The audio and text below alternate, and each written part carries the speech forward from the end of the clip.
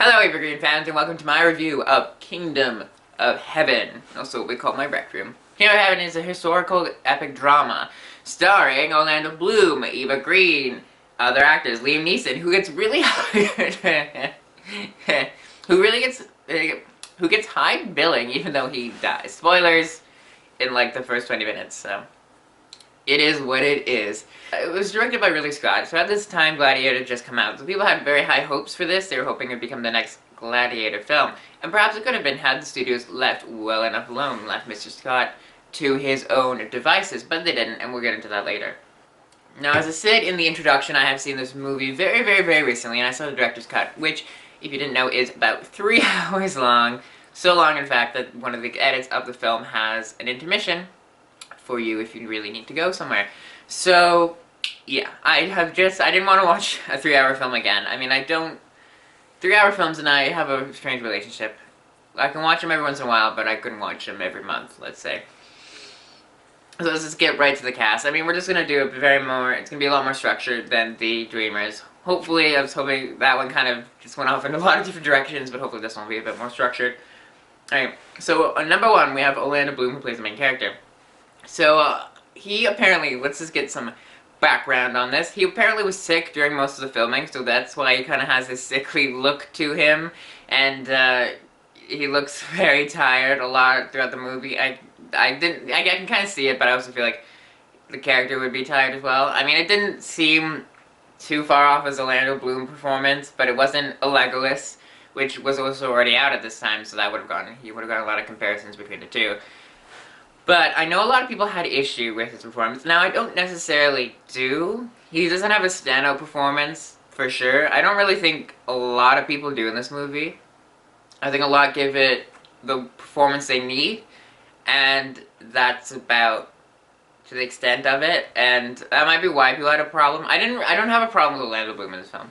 I think he does a good job at portraying the character, but at the same time, I don't look forward to every scene he's in, and he doesn't change any kind of perspective on what he already has done. Like, it's not a very different role than the character he played in Pirates of the Caribbean, and it's not a very different role than Legolas, even though Legolas is...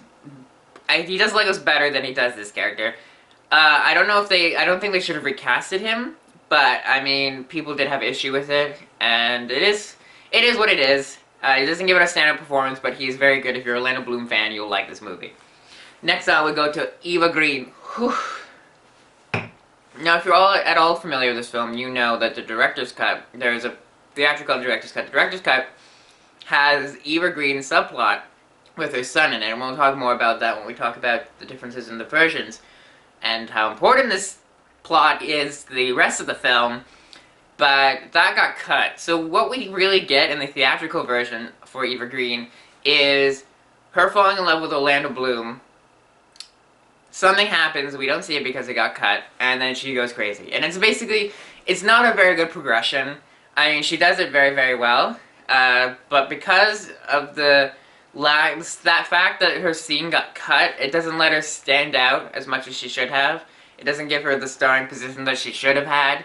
So by default, like, in the theatrical version at least, there's not much standouty of her. Of course, I mean, I love Eva Green, but to a general public, there's not much for her to be like, oh yeah. But if you watch the director's cut with her plot, she stands out. She does that plot so well, and it is so sad. She makes it, again, why do you hurt me this way? She makes it really sad, and it's just so good. If you want an Eva Green film, you want to watch the director's cut. She really shines at director's cut. It's a shame that the cut the most of the public saw involves her being so cut down, not leave as much as an impression as she should have. Like, Ridley Scott knew, because he had already seen The Dreamers, and that's in part why she got this part. He knew what she could do, and it's unfortunate that what she did to make her so great got removed. So, that's a bit frustrating. A little frustrating. Probably should have warned everyone that this whole thing's gonna be spoilers. Thou have been warned now. So Liam Neeson, I'm a huge fan of him. He is our Lord and Savior as far as I'm concerned.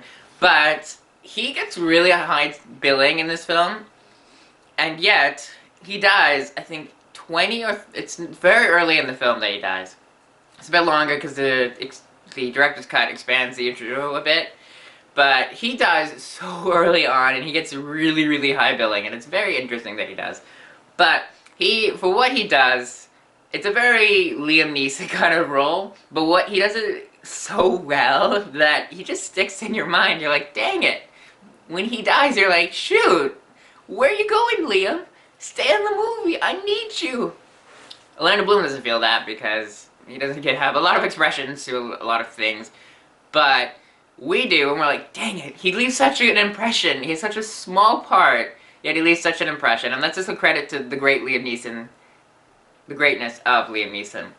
So it is a shame that he died so early on. I mean, it's very important to move the plot along that he does die. Alright, Edward Norton, I was actually, he was very good in this movie, and, I can't tell, I really, even though I knew it watching Director's Cut again, I still couldn't tell it was him, and that's surprising to me. I think he does a really good job in this movie. I mean, it helps to have him covered and all that, but he also talks in a very kind of breathy tone. Okay, there's my cap. He talks in this very breathy tone. Like, he's very tired all the time, and I think it was to his benefit that he didn't have the mask on, because I don't think you would know it was Edward Norton. Very good job, Edward. He gives a very good performance, but again, I wish he was in it long. He was, apparently, historically, he was not nearly as open to the Muslims and them sharing, but he just seems like such a good king, and I think they did that on purpose to show how great a king he was, and then the person who takes over, how, like, stupid and disgusting he is. So they probably made it so he was like, oh, here we have this great hero, and then we have the villain, and now I think about it, it's a shame they did that, because it makes it very black and white. I mean, when the Muslims come to take over the Kingdom of Heaven, that's when it becomes a gray zone a bit more. Like, you can see their point of view and you get it. I mean, it's a stupid, his name's Guy, and he has Reynold is his companion, or not his companion, but the guy who just causes everything to happen, basically. Those two cause the war, and you really, I would be pretty mad too. It's a very gray zone. I mean, you could just execute, I would have just executed well, maybe executing the king would have been a bit much. But we'll get back to that later. Actually, never mind, we'll get back to them. So, the performers were Brandon and Martin. I believe that's what I wrote down. So they play, Brandon plays Reynold, and Martin plays Guy. Guy is the one who marries Sibylla, which is Eva Green's character. So, basically, their only point in the movie, well, Guy's is to become king and literally screw everything up. And Reynold's Reynold's is just to cause every single negative thing in the entire movie to happen. Basically, anything that goes wrong can be brought back to those two.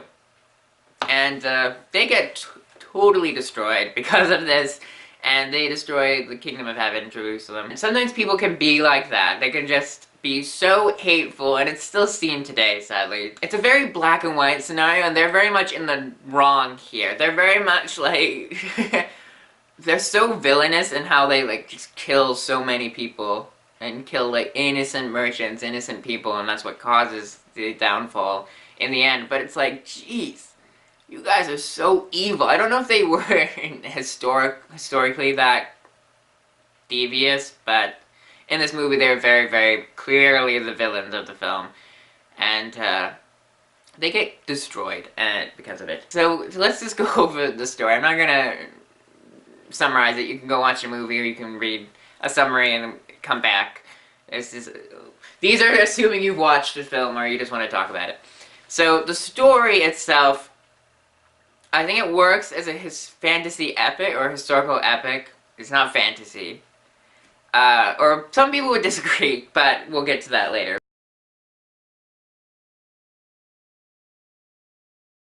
But I think it works, the story works. I think it's interesting. It's engrossing, for sure. But I think it's less of a action film. That might be iffy to say. It feels more like a drama with action scenes than an action film with drama scenes. There's so many, because this is closer to Ridley Scott's style. Gladiator, I have seen it, It was similar. This one, Gladiator was a bit more action-y than this one, but definitely Ridley Scott likes to focus on the characters and emotions a lot more than, let's say, a big grandiose adventure, which for some people, if they had issue with the story, they could be easily entertained by the action, whereas if people like the story, the action kind of just was the natural progression of everything. But Ridley Scott for sure focuses more on the dramatic side of this, and there's so many drama scenes in this film.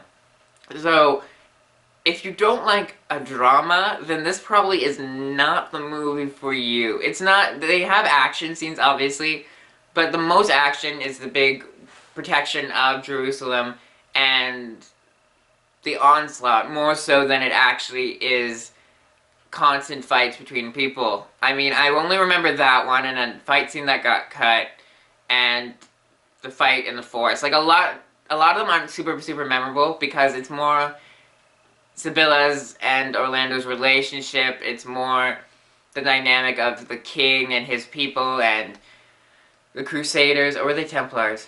Both, what issues they were having. So it's very much a drama piece, and I really appreciate that more so. I mean, I love dramas. Eva Green got me into dramas. I hadn't seen much dramas before Eva Green, but now I have, and now I love the genre. But I appreciate it being more a drama. It's more appealing to me than an action film. But, so as a story, I think it works. It's not Gladiator.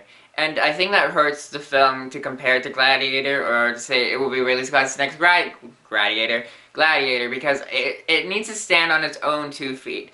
But I think the story itself is not anything new. It's been told, not necessarily in film, but it's something we all know. People want to protect what they think is a holy land, and someone always wants to have this holy land, and it's just, we see it too much, I think, and we know it too well for it to be anything different. But I think what stands out are the character moments between Eva Green and Orlando, between... Oh, I didn't talk about Jeremy Irons. Oops, we'll get back to Jeremy in a minute. But between Jeremy Irons and the king and his sister and the king and his people, I think those work better than the story overall. Although I do find the story actually, I think the characters... Oh, I'm spilling tea everywhere. I think the characters themselves are more engrossing than the story, but I think the story is a very good platform for the movie itself. It's not anything that will make you stand out to you, but it will be enjoyable enough while you watch it. But yeah, I think the character moments themselves are what really excel in this movie, more so than I would say the story on a grand scale. It's a very linear path of progression. Now back to Jeremy Irons, because I forgot about him. He has a very small part in this movie, but I do enjoy his part. He's with the king, mostly. He's working for the king. His part really is why... he's the neutral party, kind of, in a way, in the sense that he's like, let's not go to war, because we're gonna get destroyed if we go to war. And then the guy is just like, never mind that, we're gonna go to war. And then Jeremy Irons is like, I'm out. And that's basically his whole part of the movie is, let's not do this, let's not do this, let's not do this. Guy is obviously the villain. Let's not do this, let's do this, kill him. Oh, he's king now, we can't do anything. Actually, he has it out for Reynold for most of the movie until Guy becomes king. But yeah, he comes in, he does this thing, and then he leaves. Because he knows that the city is basically screwed because of the king. So again, he's not in it very long to give a lasting impression, though I do really like Jeremy Irons. He's a really good actor. I wish he was given more to do, but as it stands, he's very good, as to be predicted, let's be honest. But yeah, he doesn't have much to do. He just argues with, he's kind of us in a way. He's kind of, we would yell at the king and we would say our piece, and I think most of us, if we knew that the city was done for, we would just get handed over or leave. I think he represents us in a lot of ways. But yeah, he's not a huge player in the grand scheme of things. I think there are a lot of characters too. That might have been an issue with the film. There's a lot of characters going on in this film, and a lot of them die pretty early on or leave. So in the end, we're just with Orlando, Eva, and that's it, really. Those are the only two characters that stay through. Well, she comes in later in the movie, but he's the only one who obviously stays through the whole thing, and then she follows him to the end, and that's it. Everyone else pretty much dies or leaves. Now, this movie, the environments that were done is a very, very beautiful movie. And a lot of that's chalked up to how Ridley Scott directs and what scenes he wants to show off. But it's such a beautiful movie to look at. It really is. And I think I'm the type of person that can really fall in love with sets. I don't know why. I think it really helps with the environment and helping people get more comfortable and such. So, like, for films like Silent Hill or Snow White, I love those sets because they really engross you and make you feel like you're a part of that. So that's very important to me, oddly enough, are the environments in which the films are based. And the environments are are so good in this movie. The opening scene with the snow, I love snow. I think snow, I mean, I do and I don't. I live in Canada, so snow and I are not friends usually, but if I'm inside and I look out and I see how beautiful snow can make things look outside, I'm like, man, that's gorgeous. And the opening scene is gorgeous to look at. It's so great. And I think the city itself, I like it. It looks very pretty, but it also has this very dirty feel to it. Like, you know what I mean? Like, it kind of has to, because it's kind of a mess. Either way, even with the king in place, it's still very much a mess of a city. Like, he can't do everything. There's only so much you can do, and I think the environments definitely make it feel like the historical epic that it is and what Ridley Scott wanted. I know he didn't make them, but definitely with his camera work and the environments, it just makes it a very gorgeous, beautiful film. I mean, that's why I find it engrossing, why some people don't. I just find the environments are so engrossing that it feels real and it feels lovely to be in there. Like, not that I would want to live there, but I would just want to go to the set and look at everything, and I would be out. I don't need to see anything else. Well, maybe green, but everything else is okay. Now, okay. This is a very much, I really do appreciate Ridley Scott, and I always think, if you look at movies that he's done, they're always ahead of their time, I think. He's always kind of someone to look ahead, rather than be in the present. He doesn't try to make anything that will appease a studio, or will work and get the most money at the time. He's kind of the person who will pick a movie because he thinks it's a great movie, direct it pretty much perfectly, and as long as everything else is working for him, he has a very successful film. Sometimes he's ahead of it, sometimes he's right, and sometimes it's a bit behind, but either way, he knows what he's doing, and it's very much that. It's very much well filmed, the action scenes are great, he knows how to work with people, he really knows how to bring the best out of people. He's a really good director, and this movie definitely is helped by that a lot more than hindered. Not even hindered, he helps elevate the movie so much. It is unfortunate that it didn't work out. This time people didn't like it so much, but it is what it is, but he definitely elevated the film to what it is. And I also want to give a mention to the score. I think the score is very, very, very, very, very good. The one theme that sticks in my head is the main theme, because that one plays on the disc menu. And quite often throughout the film. But it's a really good score, and a lot of the songs work with the scenes they're in, and I'm sure if you like listening to that kind of soundtrack, this is something you would definitely want to, you just put it on and do work and all that stuff. I think it's a really, really well done score, and it really fits the movie near perfectly. Alright, we're going to talk about the director's cut, because it is a very, very important in the grand scheme of things. So the director's cut is the movie Ridley Scott wanted to make, but the producers felt it was too long and cut it down. And ironically, people who later, because originally critically it wasn't super well received, but then when people looked at director's cut, they're like, man, this is actually a really good movie, and the critical acclaim had increased. So it's back to the story of studios meddling where they shouldn't. And this won't be the last time we talk about this theme, because the Golden Compass, as I found out, has studio meddling. And it probably went against the film more so than it helped anything else. So it is a shame, extreme shame, that the studio did that to Ridley Scott. Because this is on a much smaller scale, and I'm not gonna say that I'm on equal or on par with Ridley Scott, because I'm absolutely not. But I'm severely annoyed or disappointed and sad when my scripts for the web series are changed. And I mean, this is slightly, like a scene or just changed, or a character has to say something else, or people get removed from episodes, or people get put in. But they still change the episode and change it so much that it isn't what we wanted, and it's just, it makes us sad. And usually, especially if you've written it, directed it, well, I think directors like him are very protective of the babies. But if you've written it and are directing it, I think it just, you know what's best, and when everything is against you, it is very crushing and it's very sad. So I feel so sad in the huge grand scheme of things that more or less an hour of this film was cut, and that is so damaging to the film, and it's such a shame. You would think studios would realize at this point that you trust Ridley Scott. You don't question him.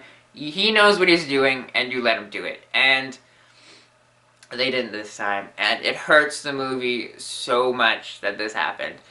I couldn't even imagine watching that be done to any of my projects to that extent.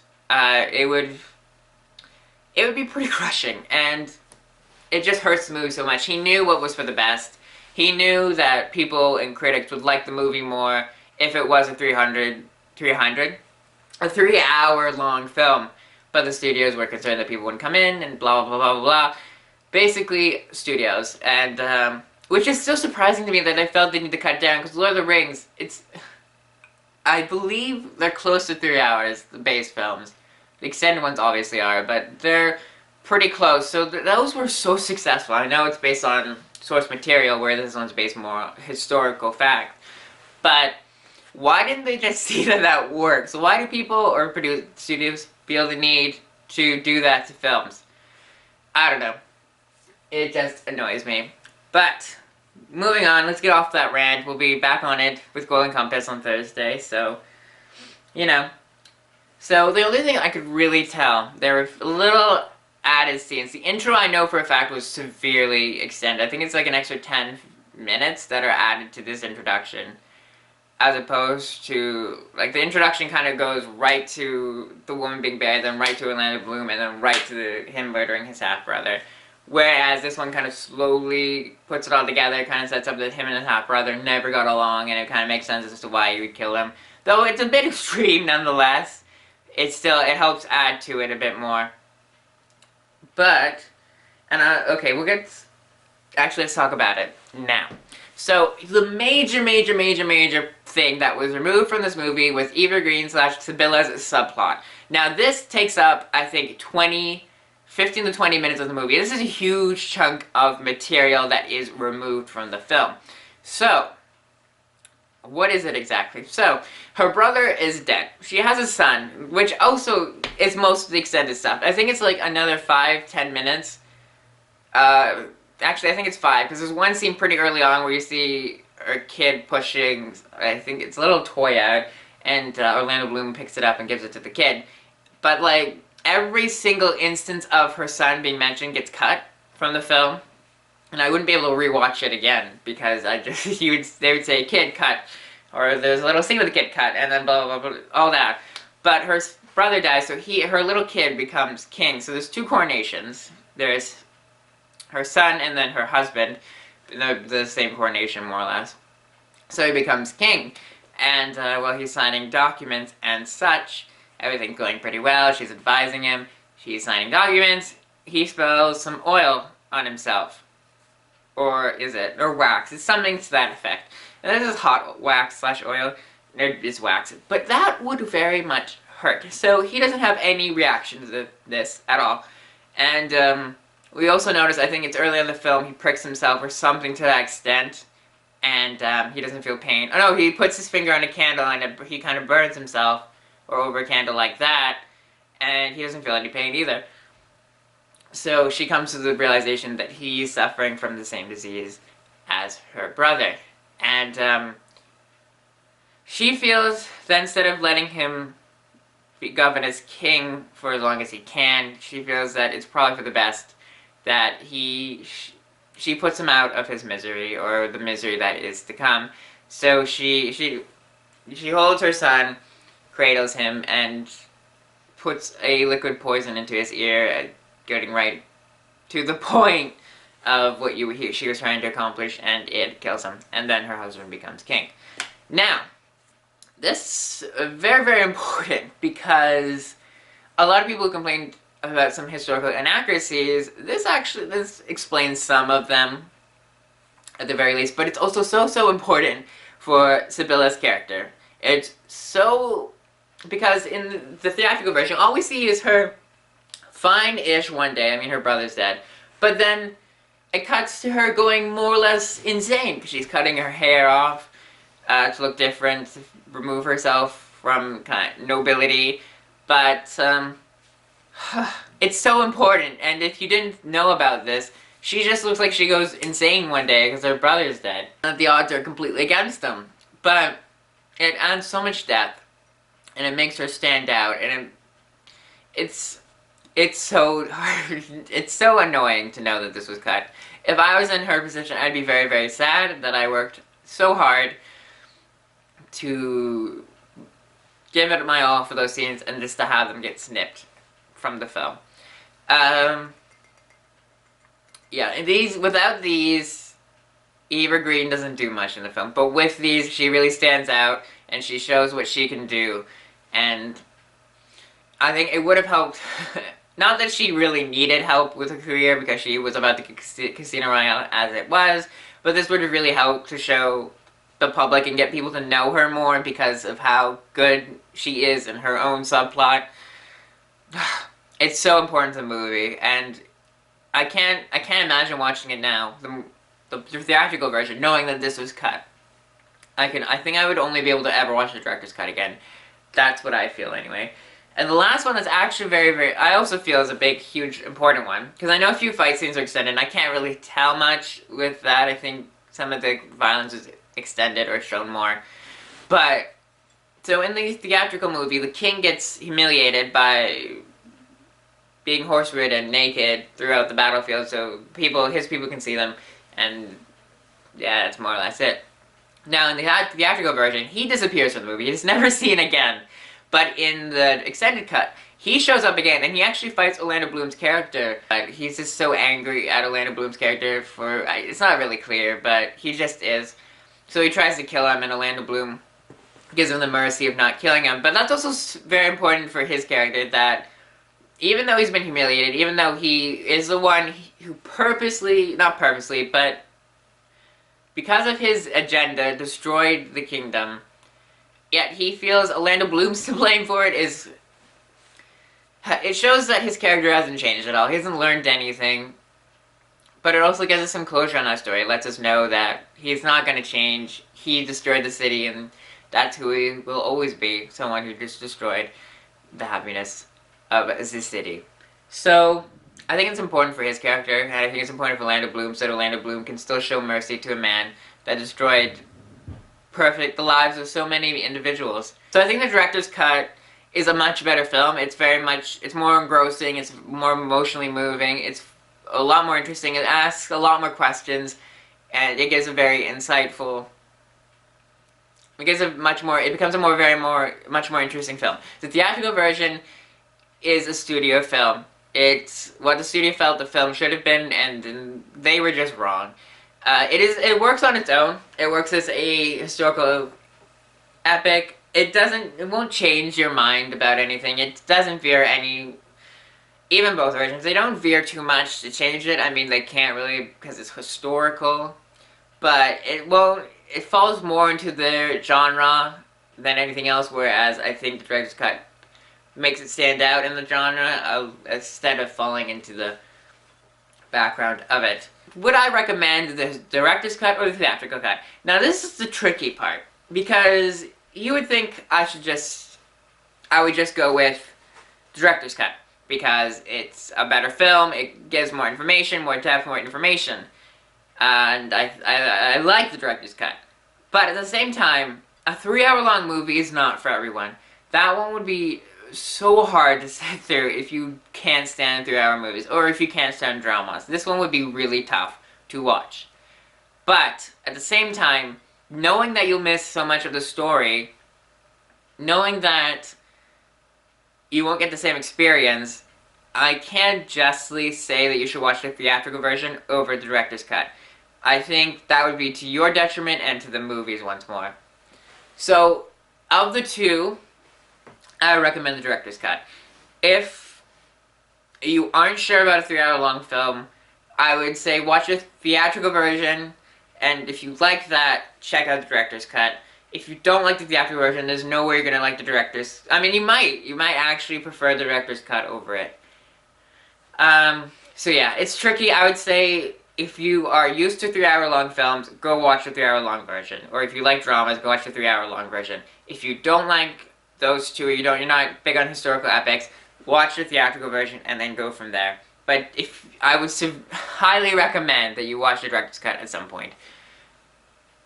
Now, overall, do I like this movie? Yes, I do. I do enjoy this movie. It's not a movie I would watch every so often. I mean, it is a movie. It is a movie I would watch every so often. I would not be able to watch this every year or every month, for sure. But it is a movie, if I was in the mood, I could sit down and enjoy it. As an Eva Green film, it's tricky. If you're gonna watch it for Eva Green, you should probably watch the director's cut. But at the same time, it's still more a story about Orlando Bloom and what the Kingdom of Heaven itself is, obviously. So, if you're going to watch it for Eva Green, it's a bit tricky. I think this is one you could pass on if you were just if you just wanted to watch Eva Green stuff. You could probably pass on this one as well. This is a common theme. But if you want to see, again, her progression, I would definitely watch this one to see how she does compared to a very mainstream movie, Over the Dreamers and Our Scene. So, that's all I have to say about the movie, except I do have some questions. So, the priest character, I didn't look up his name, but there's a priest character that follows Liam Neeson's party, and he's been in a lot. He's the one he's there at the coronation with Liam Neeson, and he gives a lot of advice to Orlando Bloom.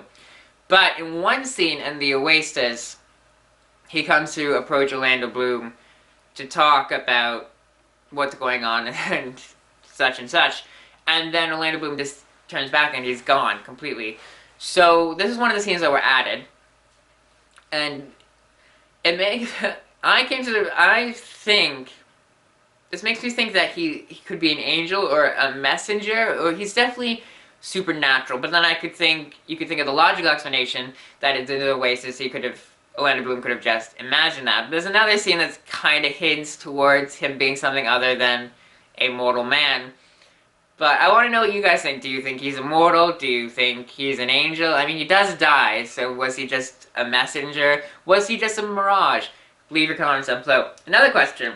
Should Sibylla have killed her son? Should she have let him rule and and try to fix things before killing him? Or do you think, I'm obviously not a parent, but do you think it was a mercy for her to kill her son? Or do you think she should have let him live and fought and lived as long a life as her brother did? Well, he didn't live a long life, but lived longer than he did.